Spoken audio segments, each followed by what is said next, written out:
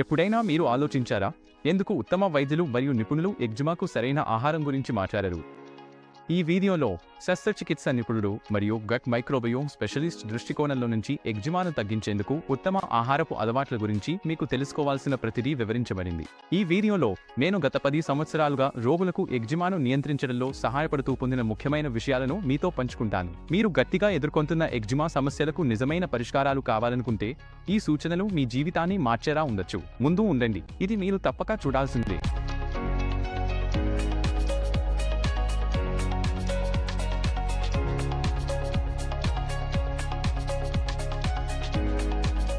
Hi, నేను doctor Chandu Dasari, gut microbiome అసమతుల్యతల వల్ల కలిగే వాపును తగ్గించడంపై దృష్టి పెట్టిన శస్త్రచికిత్స నిపుణుని.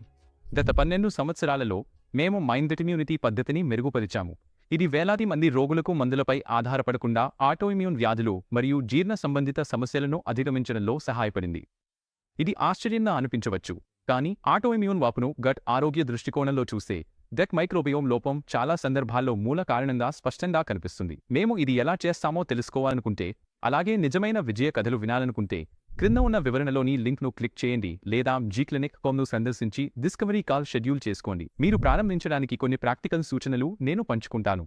అలాగే మా రోగుల విజయ కథలను పరిశీలించి మీ జీవితంలో అమలు చేయదగిన విషయాలను తెలుసుకోవచ్చు. మరి లోతుగా పరిశీలిద్దాం. ఇక్కడ 2022లో వచ్చిన అధ్యయనం ఉంది. ఇది ఇమ్యూన్ మధ్య చర్మ రోగాలలో పోషణ పాత్రను విశ్లేషిస్తుంది. 2024లో వచ్చిన అధ్యయనం ఇది ఎగ్జిమా ఉన్న పిల్లల్లో పోషణ, ఆహార మార్పుల ప్రభావాలను అంచనా వేస్తుంది. 2023లో వచ్చిన అధ్యయనం గట్ మైక్రోబయోమ్, ఎగ్జిమా మధ్య సంబంధాన్ని పరిశీలిస్తుంది. ఈ వీడియోలో ఎగ్జిమాను నియంత్రించడానికి అనువైన ఆహారం తెలుసుకోబోతున్నాం. మీరు ఎగ్జిమా బాధపడుతున్నా లేదా మీ చర్మాన్ని ప్రశాంతంగా, స్పష్టంగా ఉంచాలని చూస్తున్నా, సరైన ఆహారాలను కనుగొనడం కష్టంగా ఉండొచ్చు, ముఖ్యంగా మీరు బలమైన మందులను నివారించాలనుకుంటే. ఇన్నేళ్లుగా నేను ఎగ్జిమా లక్షణాలను తగ్గించడంలో, ఇన్ఫ్లమేషన్ను తగ్గించడంలో సహాయపడాను, క్రీమును లేదా స్టెరాయిడ్స్పై ఆధారపడకుండా. కానీ వాని విధానం ఏం ప్రత్యేకం చేస్తుంది? చాలా చర్మ వైద్యులు ఎగ్జిమా అనేది మీరు జీవితాంతం భరించాల్సిందే అని చెబుతారు, మూల కారణాన్ని పరిష్కరించని తాత్కాలిక పరిష్కారాలను సూచిస్తారు, లేదా చాలా బలమైన మందులు ఇస్తారు, వాటికి అనేక దుష్ప్రభావాలు ఉంటాయి. నా స్వంత అనుభవం మరియు పరిశోధన ఆధారంగా చెప్పగలను, ఈ సలహాల్లో చాలా భాగం అసలు విషయాన్ని తాకదు. ఈ వీడియోలో ఎగ్జిమాకు ఉత్తమ ఆహార వ్యూహాలు, తప్పక నివారించాల్సిన సాధారణ పొరపాట్లు, అలాగే దీర్ఘకాలిక చర్మ ఆరోగ్యాన్ని ఎలా సాధించాలో మీతో పంచుకుంటాను. సరే, మొదటి ముఖ్యమైన విషయం ఫైటోన్యూట్రియంట్స్ ప్రాముఖ్యత. ఎగ్జిమాను నియంత్రించడంలో మరియు నయం చేయడంలో ఫైటోన్యూట్రియంట్స్ ఎంత ముఖ్యమో చూపించే విస్తృతమైన పరిశోధన ఉంది. ఇక్కడ 2021లో జరిగిన ఒక అధ్యయనం ఉంది. ఇది గట్ మైక్రోబయోమ్, ప్రోబియోటిక్స్ మరియు అవి ఎగ్జిమా చికిత్సలో ఎలా పరస్పర చర్య చూపిస్తాయో పరిశీలించింది. ఈ 2023 అధ్యయనం ఎగ్జిమా వంటి చర్మ సంబంధిత సమస్యల చికిత్సలో పోలిఫెనాల్స్ను న్యూట్రాస్యూటికల్స్గా ఉపయోగించడం గురించి విశ్లేషించింది. ఇంకా 2020లో వచ్చిన ఈ అధ్యయనం క్వెర్సెటిన్ మరియు దాని బయోయాక్టివ్ ప్రభావాలు, వాపు, ఆక్సిడేటివ్ స్ట్రెస్ మరియు ఎగ్జిమాలో గాయాల మాన్పు మీద ఎలా పనిచేస్తాయో చర్చించింది. ఫైటోన్యూట్రియంట్స్ చర్మ ఆరోగ్యంపై మరియు వాకుపై చూపే ప్రభావాన్ని, ముఖ్యంగా ఎగ్జిమా వంటి పరిస్థితుల్లో చూపించే అనేక అధ్యయనాలు ఉన్నాయి. నేను గంటల తరబడి ఈ శాస్త్రాన్ని లోతుగా వివరించగలను, కానీ ఇది ఎందుకు ముఖ్యమో మీకు ఒక చిన్న సంగ్రహం ఇస్తాను. ఫైటోన్యూట్రియంట్స్ అనేవి పండ్లు, కూరగాయలు, సుగంధ ద్రవ్యాలలో కనిపించే శక్తివంతమైన మొక్కల సమ్మేళనాలు. ఇవి వాపును తగ్గించడంలో గణనీయమైన ప్రభావాన్ని చూపుతాయని కనుగొన్నారు. ఇవిలో యాంటీఆక్సిడెంట్లు, ఫ్లావనాయిడ్లు మరియు ఇతర సూక్ష్మ పోషకాలు ఉంటాయి. ఇవి చర్మ ఆరోగ్యంలో కీలక పాత్ర పోషిస్తాయి. ఎగ్జిమా విషయంలో ఈ ఫైటోన్యూట్రియంట్లను సరైన మోతాదులో తీసుకోవడం వల్ల వాపు తగ్గించడంలో మరియు చికాకు కలిగిన చర్మాన్ని శాంతింపజేయడంలో భారీ మార్పు వస్తుంది. ఫైటోన్యూట్రియంట్లు అనేక ముఖ్యమైన వర్గాలుగా విభజించబడ్డాయి. మీకు టెర్పీన్లు, ఫీనాల్స్, క్లోరోఫిల్ మరియు ప్రీబియోటిక్స్ వంటి వాటితో పాటు మరికొన్ని ఉన్నాయి. ఈ ప్రతి వర్గం కూడా మీ శరీరానికి వాపును ఎదుర్కొనడంలో మరియు ఆరోగ్యకరమైన చర్మాన్ని నిలుపుకోవడంలో సహాయపడుతుంది. దురదృష్టవశాత్తు ఎగ్జిమా ఉన్న చాలా మందిలో ఈ అవసరమైన సమ్మేళనాల లోపం ఉంటుంది. ఇది చర్మమాంతరం ప్రతిరక్ష వ్యవస్థ సంబంధాన్ని దెబ్బతీయవచ్చు. ప్రతిరోజు ఆహారాల నుంచి ఫైటోన్యూట్రియంట్లను గరిష్టంగా మరియు విభిన్నంగా తీసుకోవడమే లక్ష్యం. ఇలా చేయడం ద్వారా ఎగ్జిమాకు మూల కారణాలను ఎదుర్కొనడానికి మీ శరీరానికి అవసరమైన సాధనాలను అందిస్తారు. ఫైటోన్యూట్రియంట్లు తక్కువగా ఉండే ఆహారం తీసుకుంటే మీరు దీర్ఘకాలిక వాపు మరియు తీవ్రమైన ఎగ్జిమా దాడులకు లోనయ్యే అవకాశాలు పెరుగుతాయి. కానీ మరోవైపు ఈ సమ్మేళనాలు అధికంగా ఉండే ఆహారం తీసుకుంటే మీరు సహజంగా వాపును తగ్గించుకోవడంలో సహాయపడుతుంది. ప్రతి భోజనంలో ఫైటోన్యూట్రియంట్లను చేర్చాలని సిఫార్సు చేస్తున్నాను. ప్రతి భోజనాన్ని పేగు ద్వారా మీ చర్మాన్ని పోషించడానికి, రోగ నిరోధక వ్యవస్థకు మద్దతు ఇవ్వడానికి అవకాశంగా భావించండి. ఇది ముఖ్యంగా ఎగ్జిమాతో బాధపడేవారికి కీలకం, ఎందుకంటే సరైన ఆహారం మీ పేగు మైక్రోబయోమ్ను సమతుల్యం చేయడంలో సహాయపడుతుంది. ఇది నేరుగా మీ చర్మ ఆరోగ్యానికి అనుసంధానమై ఉంటుంది.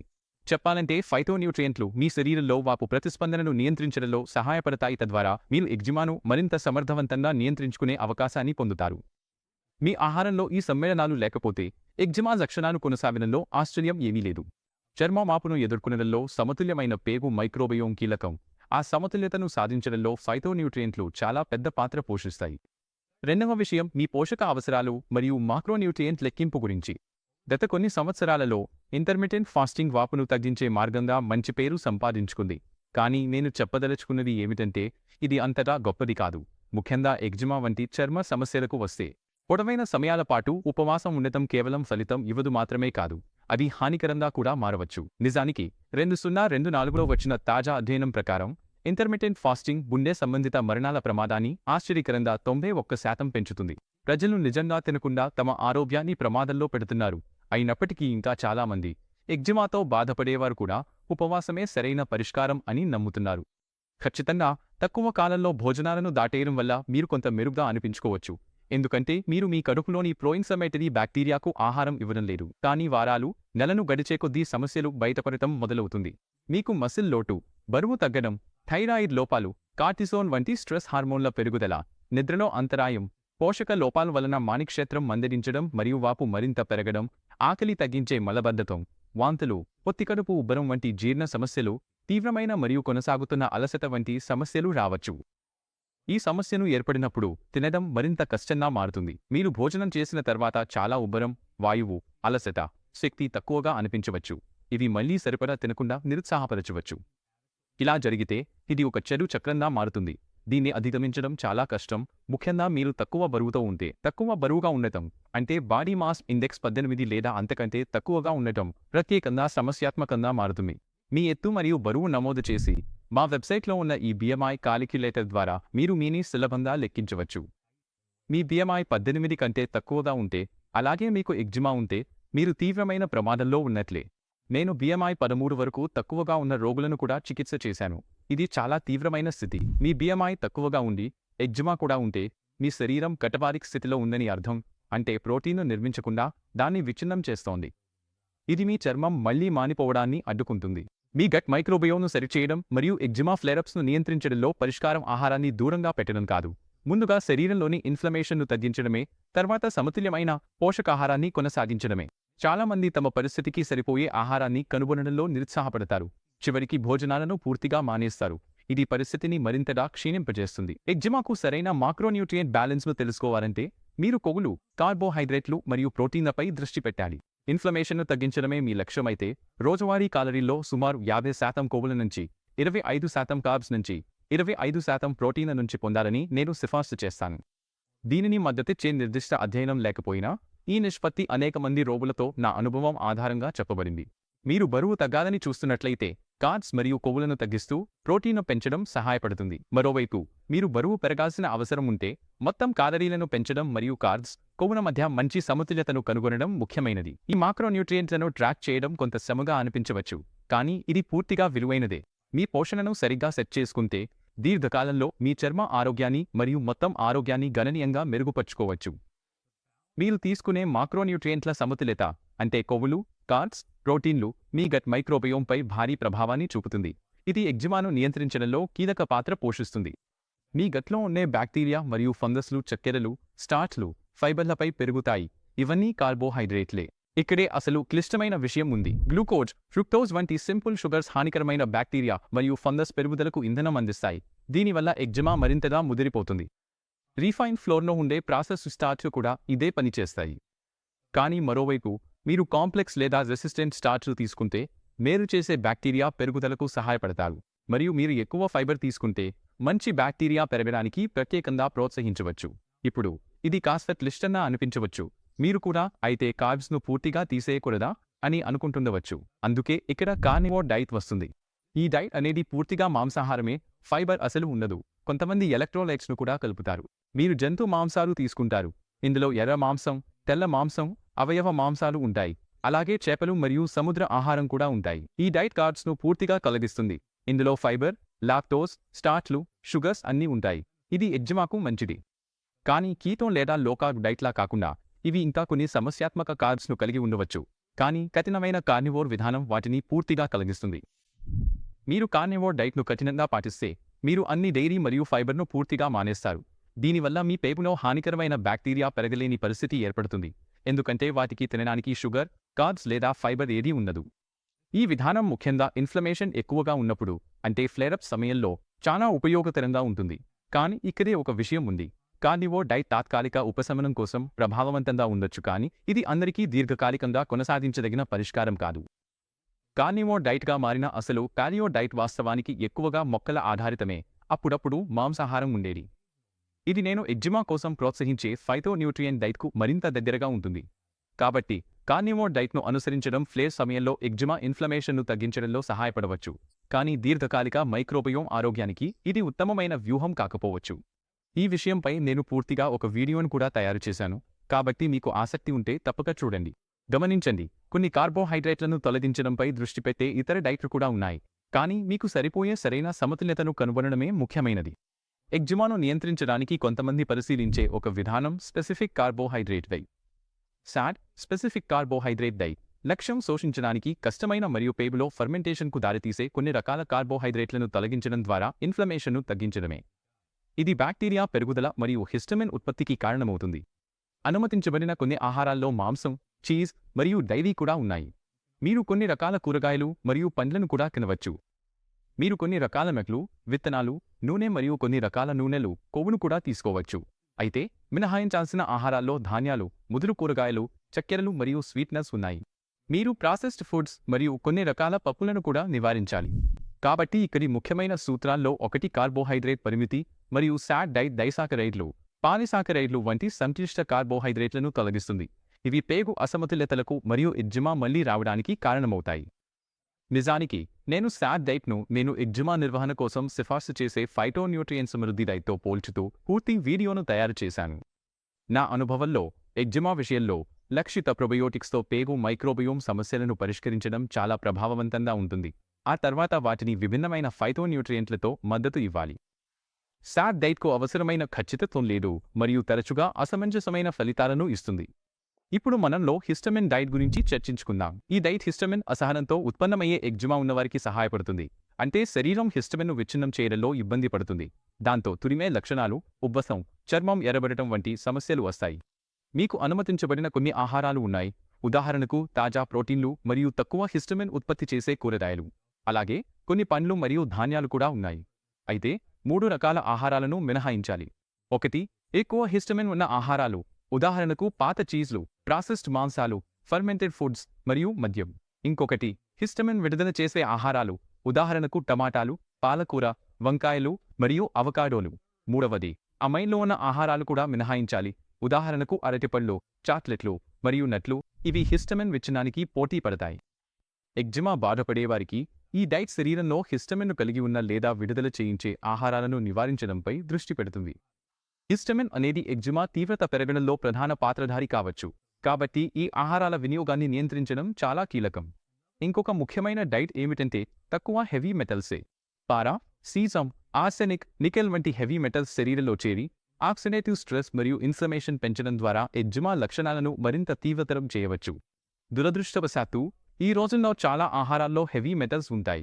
కాబట్టి మీరు డైట్లో చేర్చాల్సిన ఆహారాల గురించి ఆలోచిస్తే ఆకుకూరలు, కొన్ని రకాల పండ్లు, విత్తనాలు, అలాగే కొన్ని వెల్లుల్లి కూడా హెవీ మెటల్స్ డిటాక్సిఫై చేయడంలో సహాయపడతాయి. బీట్రూట్ కూడా ఆరోగ్యకరమైన కాలేయ పనితీరు మరియు డిటాక్సిఫికేషన్కు మంచిది, కానీ దురదృష్టవశాత్తు చాలా రకమైన మూలకూరల్లో హెవీ మెటల్స్ ఎక్కువగా ఉంటాయి. తప్పించుకోవాల్సిన ఆహారాల్లో అధిక పరిమాణంలో మెర్క్యూరీ ఉన్నవి ఆర్గానిక్ కాని పండ్లు మరియు కూరగాయలు, ప్రాసెస్డ్ ఫుడ్స్, నేను ముందు చెప్పిన మూలకూరలు, అల్యూమినియం కలిగిన ఉత్పత్తులు ఉన్నాయి.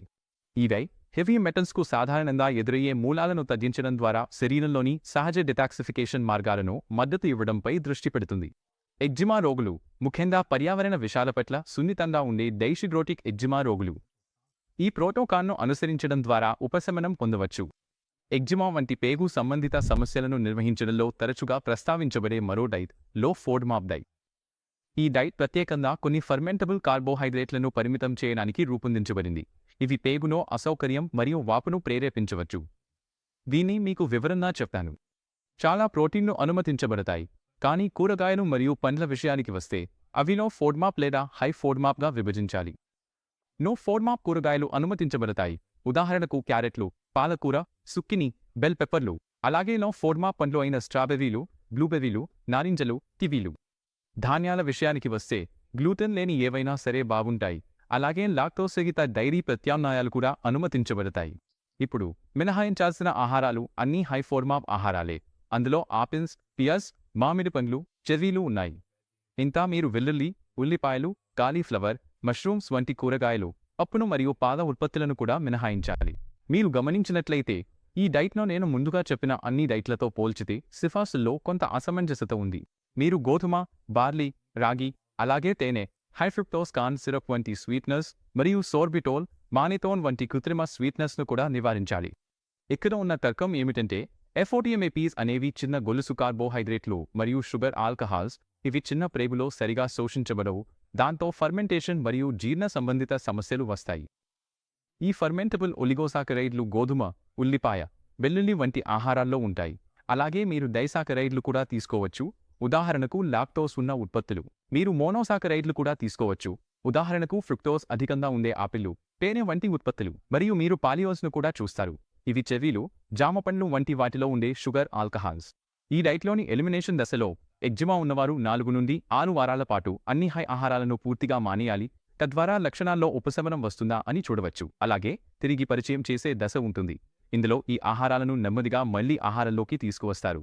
తద్వారా ప్రత్యేకంగా ఏవి ట్రిగ్గర్ అవుతున్నాయో, ఎంతవరకు సహించగలరో గుర్తించవచ్చు. ఇప్పుడు మీరు ఆశ్చర్యపోవచ్చు, కార్బ్స్ మరియు ఫైబర్ను పరిమితం చేసే ఎన్నో డైట్లు ఉన్నాయి, కానీ వాటిలో వాస్తవంగా గట్ మైక్రోబయోమ్లోని ఇన్ఫ్లమేషన్కు పనిచేసేది ఏది? ఈ డైట్లలో చాలా వాటి సమస్య ఏమిటంటే అవి నేరుగా అసలు మూల కారణాన్ని, అంటే గట్ మైక్రోబయోమ్ లోపాన్ని పరిష్కరించవు. ప్రధానంగా మీ దగ్గర కార్బోహైడ్రేట్లను ప్రాసెస్ చేసే బ్యాక్టీరియా ఉంటుంది. ఇది అధిక వృద్ధికి, హానికరమైన ఉప ఉత్పత్తుల ఉత్పత్తికి దారితీస్తుంది. ఈ అధిక వృద్ధి సీబో మరియు కాండిడా వంటి పరిస్థితుల్లో సాధారణంగా కనిపిస్తుంది. దీనివల్ల హిస్టమిన్ స్థాయిలు పెరగడం, ఇన్ఫ్లమేటరీ సైటోకైన్స్ ఉత్పత్తి అవడం, అలసట, పొంగడం, బ్రెయిన్ ఫాగ్, మాంద్యం వంటి లక్షణాలు వస్తాయి. ఇవి నా ఇతర వీడియోలో కూడా నేను వివరించాను. అందువల్ల మీకు డిస్ఫంక్షనల్ గట్ మైక్రోబయోమ్ ఉంటుంది. ఇది కార్బ్స్, షుగర్స్, ఫైబర్ను జీర్ణించేస్తూ ఇన్ఫ్లమేషన్కు దారితీస్తుంది. ఇప్పటివరకు నేను చర్చించిన డైట్లు కార్బోహైడ్రేట్లు, షుగర్, ఫ్యాట్ అంశాన్ని మాత్రమే పరిష్కరిస్తాయి, కానీ సమస్య యొక్క మూల కారణాన్ని, అంటే గట్ మైక్రోబయోమ్ ఆరోగ్యాన్ని తాకవు. దీర్ఘకాలంలో ఇదే ముఖ్యమైనది. అసలు ఈ డైట్లు తాత్కాలిక పరిష్కారాలు మాత్రమే. అవి అసలు సమస్యను ఆలస్యం చేస్తాయి, సమస్యను ముందుకు నెట్టడం లాంటిది. మూడవ విషయం ఏమిటంటే ఆదర్శవంతమైన ఎగ్జిమా డైట్ మైక్రోబయోమ్ స్పెసిఫిక్గా ఉండాలి. కేవలం కార్బ్స్ను నివారించడం సమస్య యొక్క అసలు గుండెను, అంటే గట్ మైక్రోబయోమ్ డిస్ఫంక్షన్ను తాకదు. దీనిని సమర్థవంతంగా నిర్వహించడానికి ఏకైక మార్గం లక్షిత ఫైటోన్యూట్రియంట్లు మరియు ప్రత్యేకమైన ప్రొబయోటిక్ ఫార్ములేషన్లను ఉపయోగించడమే. పర్ఫెక్ట్ ఫైటో డైట్ను రూపొందించాలంటే వ్యూహాత్మక దృష్టికోణం మరియు గట్ ఎలా పనిచేస్తుందో లోతుగా అర్థం చేసుకోవడం అవసరం. అందుకే మైండ్ గట్ ఇమ్యూనిటీ విధానం అమల్లోకి వచ్చినప్పుడు మేము మొదటగా గట్ మైక్రోబయోమ్ను ఖచ్చితమైన ప్రొబయోటిక్స్తో మళ్లీ సర్దుబాటు చేయడం ప్రారంభిస్తాము. ఇవి మీకు సాధారణంగా దుకాణాల్లో దొరికే ప్రొబయోటిక్స్ కావు. వీటికి క్లినికల్ ఆధారం ఉంది మరియు ప్రత్యేకంగా గట్ సంబంధిత సమస్యల కోసం రూపొందించబడ్డాయి. మీకు అధిక CFU కౌంట్లు, అనేక రకాల స్ట్రెయిన్లు లేదా ఫ్రిజ్లో ఉంచాల్సిన అవసరం లేదు. మీకు అవసరమైనవి కేవలం 4 ఖచ్చితమైన స్ట్రెయిన్లు మాత్రమే. ఇవి గట్లో రక్షణాత్మక బయోఫిల్ను ఏర్పరిచి చెడు బ్యాక్టీరియాను నియంత్రించడంలో సహాయపడతాయి. ఈ ఆరోగ్యకరమైన కాలనీలను నిలుపుకోవడానికి ఫైటోన్యూట్రియంట్లు కీలకం. ఇవి ప్రధానంగా మొక్కల ఆధారిత ఆహారాల్లోనే లభిస్తాయి. ఇన్ఫ్లమేటరీ ఫుడ్స్ మరియు కాంప్లెక్స్ ప్రోటీన్ థియరీ. కొన్ని ప్రోటీన్లు ఇమ్యూన్ ప్రతిస్పందనలను ప్రేరేపించి శరీరంలో ఇన్ఫ్లమేషన్కు దారితీస్తాయి. ఉదాహరణకు కొన్ని కాంప్లెక్స్ ప్రోటీన్లు ఆకస్మికంగా సమస్యలను ప్రేరేపించవచ్చు. వాటిని జాగ్రత్తగా వాడటం మంచిది. కానీ దీనిలో హద్దు మించిపోవడం సులభమే. ఉదాహరణకి వీగన్ లేదా మొక్కల ఆధారిత ఆహారాన్ని తీసుకోండి. ఇది ప్రయోజనకరంగా ఉండొచ్చు, కానీ కొంతమందికి ఇది చాలా తీవ్రంగా అనిపించవచ్చు. వీగన్ డైట్ అన్ని జంతు ఉత్పత్తులను, మాంసం, పాలు, చీజ్, తేనె సహా వదిలేసి మొక్కల ఆధారిత ఆహారాన్ని తీసుకునే విధానం. ఇది పోషక అవసరాలను తీర్చడానికి వివిధ రకాల మొక్కల ఆధారిత ఆహారాలపై దృష్టి పెడుతుంది. ఇక్కడ ఒక వివరమైన సారాంశం ఉంది. నేను చూస్తున్న అతిపెద్ద లోపం ఏమిటంటే చాలామంది తగినంత ప్రోటీన్ తీసుకోకపోవడం వల్ల ప్రోటీన్ కాలరీ పోషకాహార లోపం వస్తోంది. ఇది ముఖ్యంగా పేగులో వాపు తగ్గించుకోవాలనుకునే సమయంలో చాలా తీవ్రమైన సమస్య. మీ శరీరానికి అమినో ఆమ్లాలు అవసరం, అలాగే ప్రోటీన్ మీ రోజువారీ ఆహారంలో సుమారు 25% ఉండాలి. మరొక లోపం ఏమిటంటే చాలామంది ఆరోగ్యానికి హానికరమైన ప్రాసెస్డ్ పదార్థాలతో నిండిన వెగన్ లేదా మొక్కల ఆధారిత ఆహారాలపై ఎక్కువగా ఆధారపడటం, ఉదాహరణకు నకిలీ మాంసాలు, నకిలీ చీజ్లు, నకిలీ పాలు మరియు హానికరమైన రసాయనాలున్న యాడిటివ్లు. ఈ విధానం నా క్లయింట్లకు కావాల్సిన ఫలితాలను ఇవ్వదు. ఇంకొంత సమతుల్యమైన, దీర్ఘకాలికంగా కొనసాగించదగిన విధానం మెడిటరేనియన్ డైట్లో చూడవచ్చు. మెడిటరేనియన్ డైట్ మెడిటరేనియన్ సముద్రాన్ని చుట్టుముట్టిన దేశాల సంప్రదాయ ఆహార అలవాట్లపై ఆధారపడి ఉంటుంది. ఇది మొత్తం ప్రాసెస్ చేయని ఆహారాలపై దృష్టి పెడుతుంది, ముఖ్యంగా మొక్కల ఆధారిత పదార్థాలు, ఆరోగ్యకరమైన కొవ్వులు, లీన్ ప్రోటీన్లను ప్రాధాన్యత ఇస్తుంది. మెడిటరేనియన్ డైట్లో ఎగ్జిమా కోసం ఉన్న ఒక పరిమితి ఏమిటంటే ఫైటోన్యూట్రియం తీసుకునే పరిమాణాన్ని విశ్వసనీయంగా ట్రాక్ చేయడానికి ఇది సరైన మార్గాన్ని ఇవ్వదు. అదనంగా, మీ రోజువారీ కాలరీల్లో 50% ఒమేగా కొవ్వుల నుంచి రావడం చాలా ముఖ్యం, ఎందుకంటే ఇవి గట్ మైక్రోబయోమ్ ఆరోగ్యాన్ని కాపాడటానికి కీలకం. మెడిటరేనియన్ డైట్లో అనేక లాభదాయకమైన ఆహారాలు ఉన్నప్పటికీ, పోషక విలువల ట్రాకింగ్లో ఉన్న అసమర్థత వల్ల అసమతుల్యతలు ఏర్పడి పురోగతిని అడ్డుకుంటాయి. నా క్లయింట్ల కోసం మేము ఫైటోన్యూట్రియం సమృద్ధిగా ఉన్న డైట్లపై దృష్టి పెట్టేందుకు మరింత ఖచ్చితమైన విధానాన్ని ఉపయోగిస్తాము. మేము ప్రతిరోజు కార్బ్స్, కొవ్వులు, ప్రోటీన్ మరియు మైక్రోన్యూట్రియంట్లను జాగ్రత్తగా ట్రాక్ చేస్తాము, తద్వారా డైట్ దట్ మైక్రోబయోమ్ను మెరుగుపరిచేందుకు పూర్తిగా మద్దతు ఇస్తుందనే నమ్మకాన్ని కలిగి ఉంటాము. ఈ స్థాయి లక్ష్యాన్ని సాధించడం ఆటోఇమ్యూన్ ఇన్ఫ్లమేషన్ను సమర్థవంతంగా నియంత్రించడానికి మరియు ఎగ్జిమా నుండి దీర్ఘకాలిక ఆరోగ్యాన్ని ప్రోత్సహించడానికి అత్యంత అవసరం. ఇప్పుడు 4వ కాన్సెప్ట్ మీ వ్యక్తిగత ఆహార సున్నితత్వాలను అర్థం చేసుకోవడం మరియు ట్రాక్ చేయడం. ఎగ్జిమాను నియంత్రించడంలో సరైన డైట్ మీ వ్యక్తిగత ఆహార ట్రిగ్గర్లను పరిగణనలోకి తీసుకోవాలి. ఎగ్జిమాకు సంబంధించిన ఆహార సున్నితత్వ పరీక్షలపై నేను ఒక పూర్తి వీడియోను రూపొందించాను. అందులో ఏ పరీక్షలు అత్యంత ప్రభావవంతంగా ఉంటాయో, ఫలితాలను ఎలా అర్థం చేసుకోవాలో వివరించాను. ఏ డయట్ అయినా వ్యక్తిగత ఆహార అసహ్యత, సున్నితత్వాలు, అలర్జీలను పరిష్కరించడం అత్యంత కీలకం. ఈ ట్రిగ్గర్లను ట్రాక్ చేయడంలో అత్యంత సులభమైన, అయినా ప్రభావవంతమైన మార్గం ఫుడ్ డైరీని నిర్వహించడం. ఇది కొంత బోరుగా అనిపించవచ్చు అని నాకు తెలుసు, కానీ మా క్లయింట్లందరికీ ఇది తప్పనిసరి.